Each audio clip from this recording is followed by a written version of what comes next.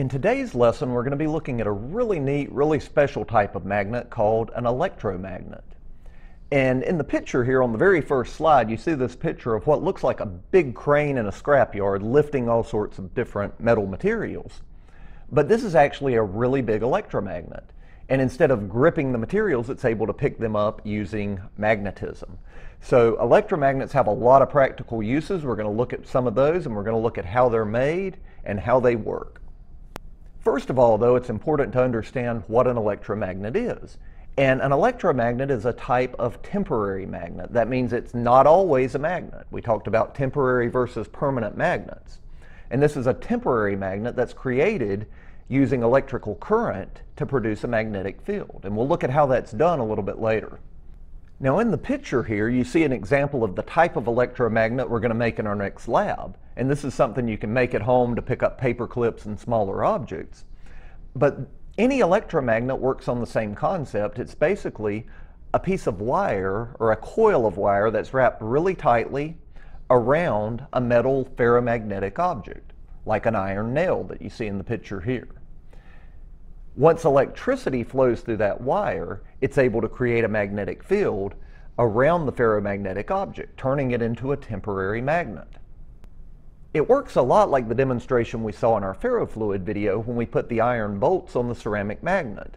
And because of the magnetic domain of the ceramic magnet, it turned our iron bolt into a temporary magnet.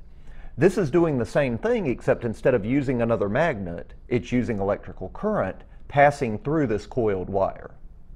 As the electrical current goes through the coiled wire, it's able to align the atoms and the electrons in the ferromagnetic material, just like we talked about, to create that magnetic domain where it lines them in the same direction, and that's what gives us our temporary electromagnet.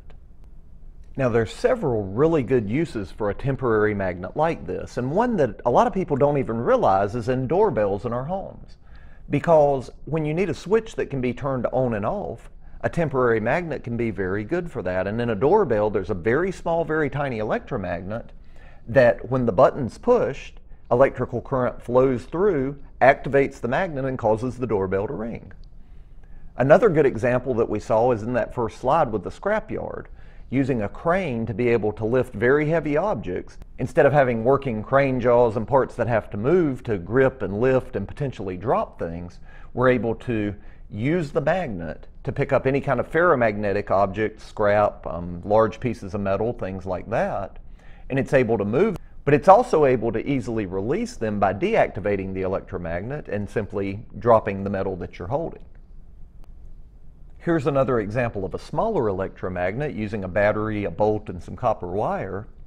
But again, the neat thing about these electromagnets is that ability that they have to pick up objects, but also easily release objects. If I take my permanent magnet, I may be able to pick an object up, but then I just have to basically pull it with a harder force than the magnet to release the object. With the electromagnet, we can pick it up and drop it simply by starting or stopping the electric current through that coil of wire. There's all different sizes of electromagnets, there's all different strengths of electromagnets, and there's all different uses for electromagnets. But in our next lab, we'll be making a small electromagnet, and we'll show you how this works. You can try it out at home and see what your electromagnet is able to pick up.